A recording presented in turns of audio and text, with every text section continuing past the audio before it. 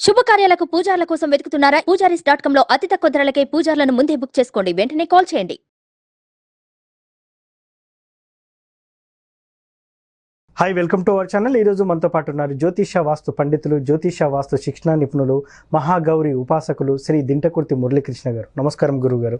నమస్తే. హరి ఓం శివం. డిసెంబర్ 26వ తేదీన దత్త జయంతి వస్తుంది సార్. దత్త జయంతిని ఎలా జరుపుకుంటే మనకు అద్భుతమైన ఫలితాలు వస్తాయంటారు? మార్గశిర పౌర్ణమినే దత్త జయంతి అంటారు. అంటే దత్తాత్రేయ స్వామి వారు అంటే ఎవరో తెలుసు కదా. అవును. బ్రహ్మ విష్ణు మహేశ్వరుల యొక్క స్వరూపంగా మనం భావిస్తాం. అంటే అసలు ఈ భూమండలం మీద గురువు అనే పదానికి ఆద్యుడు అని చెప్తాం దత్తాత్రేయ స్వామిని. అంటే మీ జీవితంలో జాతక దోషాల్లో గురువు విపరీతమైన నీచబడ్డ, ఓకే, గురువు యొక్క సరి అయిన దృష్టి లేకపోయినా మనం లైఫ్లో సరిగా ఎదగలేము. అటువంటి వాళ్ళు. రెండవది విద్యాపరంగా కానీ జ్ఞాన సముపార్జన పరంగా కానీ ఒడిదుడుకులు ఎదుర్కొంటున్న వాళ్ళు. ఇప్పుడు చాలామంది ఎన్నో డిగ్రీలు సంపాదిస్తారు. స్పిరిచువల్ లైఫ్లోకి వచ్చేప్పటికి వాళ్ళ యొక్క సాధనలో కుంటుపడిపోతారు. ముందు అంటే సాధన ఏ విధంగా చేయాలో తెలియదు, నెక్స్ట్ స్టెప్ ఎలా వేయాలో తెలియదు.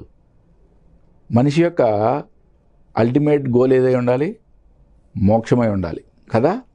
మరి భగవంతుడు మనకి ఈ ఉత్కృష్టమైన మానవ జన్మ ఇచ్చింది దేనికంటే మళ్ళీ నన్ను చేరుకోరా అనే పంపించాడు ఆయన.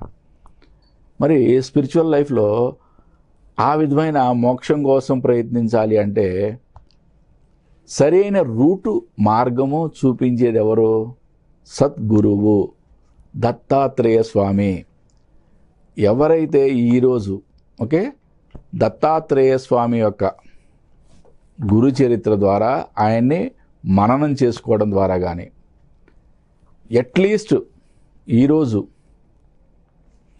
నదీ స్నానం చేసి ఓం నమో నారాయణాయ అనే మంత్రాన్ని ఆ రోజు మొత్తం జపించడం ద్వారా కానీ మీ జాతకంలో ఉన్న గురు అననుకూలత తొలగిపోవడానికి కానీ మీకు విద్యా సంబంధమైన విషయాల్లో కానీ జ్ఞాన సంబంధమైన విషయాల్లో కానీ ఎటువంటి అవరోధాలున్నా తొలగిపోతాయని శాస్త్రం మనకు చెప్తుందన్నమాట. అంటే దత్తాత్రేయ స్వామి ఆయన యొక్క అవతారంలో కూడా ప్రతి భక్తుడిని ఎంతో పరీక్ష పెడతాడు ఆయన. బట్ ఆయన అనుగ్రహించినప్పుడు ఆయన యొక్క భక్తుల్లో అంటే ఆయన యొక్క ఫాలోవర్స్ చాలామంది ఆయన అవతారంలాగా అయిపోయారు. అంటే ఆయనలో ఒక అంశం అయిపోయారన్నమాట. అటువంటి మహానుభావుడైన అంటే ప్రత్యక్ష దైవం కింద చెప్పుకుంటారు దత్తాత్రేయ స్వామి వారికి అవతారం. జ్ఞాన సముపార్జనలో ఎటువంటి అవరోధాలున్నా, మనం విద్య అంటే బుక్కిష్ నాలెడ్జ్ అనుకుంటాం, బట్ జ్ఞానం అనేది వేరు.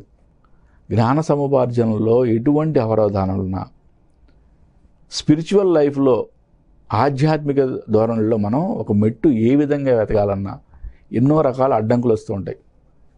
ఇవన్నీ తొలగిపోవడానికి దత్తాత్రేయ స్వామి వారి యొక్క అనుగ్రహం ఉంటే మనం జ్ఞాన సముపార్జనలో ఎన్నో మెట్లు సునాయాసంగా ఎక్కేయచ్చు అనమాట. పూజ చేయని వారికి చిన్న చిన్న రెమెడీస్ ఉంటాయి కదా సార్. కొంతమంది కుక్కకి చపాతి ఆహారంగా పెట్టడం కానివ్వండి అని చెప్తా ఉంటారు. దత్తాత్రేయ స్వామి చుట్టూతో ఎప్పుడు కూడా 4 వేదాలకి సరిపడా, అంటే 4 వేదాలకి రిసెంబుల్ చేస్తూ 4 కుక్కలు తిరుగుతాయి అని చెప్పి అంటూ ఉంటాం. ఎస్. నెక్స్ట్ గోమాత. అంటే దత్త జయంతి నాడు కుక్కలను సేవించడం ద్వారా, గోమాతను సేవించడం ద్వారా కూడా చాలా అద్భుతమైన ఫలితం ఉంటుంది. సేవించడం అంటే వాటికి ఏదైనా ఆహారం తినిపించడం. ఓకే. ఇప్పుడు గోమాతను అయితే కనుక ఆ రోజు పూజించుకోవడం.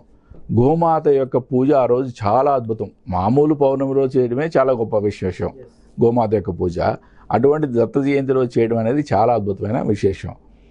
అన్నిటికన్నా ఇంపార్టెంట్గా ఆ రోజు మొత్తం కూడా ఓం నమో నారాయణాయ అనే మంత్రాన్ని మనం చాంటింగ్ చేయడం ద్వారా భక్తి శ్రద్ధ, ఈ రెండే గుర్తుపెట్టుకోండి. భక్తి శ్రద్ధతో ఈ మంత్రాన్ని చాంటింగ్ చేయడం ద్వారా కూడా, అంటే మనం ఆ రోజు ఎటువంటి వ్రతాలు చేయకపోయినా, ఎటువంటి యాగ యజ్ఞాలు చేయకపోయినా కూడా ఇచ్చే ఫలితం భగవంతుడు ఇచ్చి తీరతాడు. అసలే కలియుగం, మీరేమో భక్తి శ్రద్ధ అంటున్నారు, ఆ. చదువుతున్న కొద్దీ ఏదో ఆలోచనలు వస్తూ ఉంటాయి. ఖచ్చితంగా ఇది 100%, 99% మందికి ఇదే ఆలోచన వస్తుంటుంది. అలాంటప్పుడు వాళ్ళు ఎలా అంటారు మరి? ఇప్పుడు ఒక ప్రాబ్లం ఉంది, దానికి సొల్యూషన్ చెప్పాలి. సొల్యూషన్ కోసం అని చెప్పి నేను ఒక పెద్ద హోమము, ఒక యాగము ఏదో చెప్పాను. ఓకే, దానికి అయ్యే ఖర్చు కానీ, దానికి అయ్యే అట్లీస్ట్ నువ్వు పెట్టే అటెన్షన్ కానీ ఎంతవరకు ఉంటుంది? చాలా తక్కువ ఉంటుంది. ఓకే, మనకి శాస్త్రంలో, ప్రతి పురాణాల్లో కానీ శాస్త్రంలో కానీ చాలా క్లియర్గా ఎంత పెద్ద పెద్ద దోషాలకైనా చిన్న చిన్న అద్భుతమైన పరిహారాలు చెప్పారు. అద్భుతమైన పరిహారాల్లో చెప్పింది ఒక్కటే, ప్రతి దాంట్లో కూడా నీ యొక్క శ్రద్ధ భక్తి కనపరుస్తేనే భగవంతుడు సంతృప్తి చెందుతాడు. దాంట్లో ఎటువంటి డౌట్ లేదు. ఓకే, మన కలియుగంలో ఉన్నాం, చాలా సింప్లిఫై చేశాడు భగవంతుడు. కృతయుగంలో ఎన్నో వేల సంవత్సరాలు మనం తపస్సు చేస్తే కానీ ఆయన యొక్క సాక్షాత్కారం కలిగేది. మరి త్రేతాయుగంలో యజ్ఞ యాగాదులు చేస్తే కానీ ఆయన యొక్క సాక్షాత్కారం కలిగేది కాదు. మరి దశరథుడు పుత్రకామేష్టి యాగం చేస్తేనే కదా 4 పిల్లలు పుట్టింది.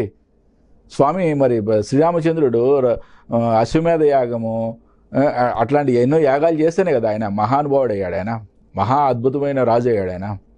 మరి ద్వాపరయుగంలోకి వచ్చేప్పటికి వ్రతాలు పూజలతో సరిపెట్టుకున్నాడు ఆయన. ఎంత సింప్లిఫై చేసుకుంటూ వస్తున్నాడు చూడండి. అంటే ఇప్పుడు ఫైనల్ గా మీరు కలియుగంలోకి వచ్చేప్పటికి భగవన్ నామ స్మరణ చేస్తే చాలంటున్నాడు ఆయన. బట్ నువ్వు ఏ యుగంలో చూసినా సరే కాన్సెప్ట్ అర్థం చేసుకో. కృతయుగంలో 100,000 సంవత్సరాల పాటు కూర్చొని తపస్సు చేసినా సరే రంభ వచ్చి డిస్టర్బ్ చేస్తే డిస్టర్బ్ అయ్యావంటే నువ్వు నీ యొక్క భంగం అయిపోయినట్టే. ఓకే, నీ యొక్క తపోభంగం అయిపోయినట్టే.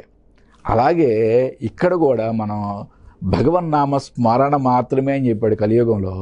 ఇక్కడ కూడా నువ్వు నా మనసు అడిపోతుంది ఇటుపోతుంది 100% సార్. పూజ ఇప్పుడు నిత్య జీవితంలో ప్రతి ఒక్కరు వాళ్ళ దినచర్యలో భాగంగా శ్లోకాలు మంత్రాలు జపిస్తారు. ఆ జపిస్తూనే ఉంటారు, కానీ మైండ్ మాత్రం డైవర్ట్ అయిపోతుంది. ఎస్, మనస్సుని కంట్రోల్ అంటే అన్నిటికన్నా వేగంగా ప్రయాణించేది ఏది అంటే నిగ్రహం కావాలంటారు. ధర్మరాజు చెప్పింది మనస్సునే. అన్నిటికన్నా వేగంగా పరిగెత్తేది అంటే మనసు అని చెప్పాడు ఆయన క్లియర్గా. అంటే మనకు కావాల్సింది మరి అదొక్కటే కదా. అంటే భగవంతుడు మరి ఎంతో సింప్లిఫై చేసుకుంటూ వచ్చాడు, మరి మనం కూడా కొన్ని కంట్రోల్ చేసుకోవాలి కదా. ఎగ్జాక్ట్లీ నువ్వు అడిగింది చాలా అద్భుతమైంది. బట్ ఎవరికైతే రియల్గా మరి ఇప్పుడు బ్రహ్మర్షి విశ్వామిత్రుడికే తప్పలేదు. ఓకే, కూర్చున్నాడు, 100 సంవత్సరాలు కూర్చున్నాడు, భగవంత్ సాక్షాత్కారం లోపే మరి భంగం అయిపోయింది కదా. అంటే తపోభంగం అనేది జరుగుతూ ఉంటుంది. ఇక్కడ మనకి కలియుగంలో నామస్మరణ అనే తపస్సు ఇచ్చారు, అంతే. నామస్మరణ తపస్సు, ఈ తపస్సును కూడా మనం చేయలేకపోతున్నాం. ఎందుకంటే ఇంద్రియ నిగ్రహం లేకపోవడం వల్లనే. ఎగ్జాక్ట్లీ మీ మనసును కంట్రోల్లో పెట్టుకోండి. భగవన్ నామస్మరణలో నామస్మరణ ఇంకేం లేదు, నామస్మరణతోనే ఎన్నో అద్భుతాలు సృష్టించవచ్చు ఈ కలియుగంలో. చదివే అంతసేపు దాని మీదనే కాన్సన్ట్రేషన్ ఉండాలంటే. Thank you sir. Datta Jayanti రోజు దత్తాత్రేయుని ఎలా పూజించాలి, ఏ మంత్ర జపం చేయాలని చాలా చక్కగా చెప్పారు. Thank you. హరి ఓం శివ. చూశారు కదా, దత్త జయంతి రోజు దత్తాత్రేయుని ఏ మంత్రంతో పూజించాలి, పూజ చేయలేని వారు ఏ మంత్రం జపిస్తే అనుకూలంగా ఉంటుందని గురుగారు చెప్పారు. ఇది వాటి కార్యక్రమం. మరో కార్యక్రమంలో మళ్ళీ కలుద్దాం. Thank you.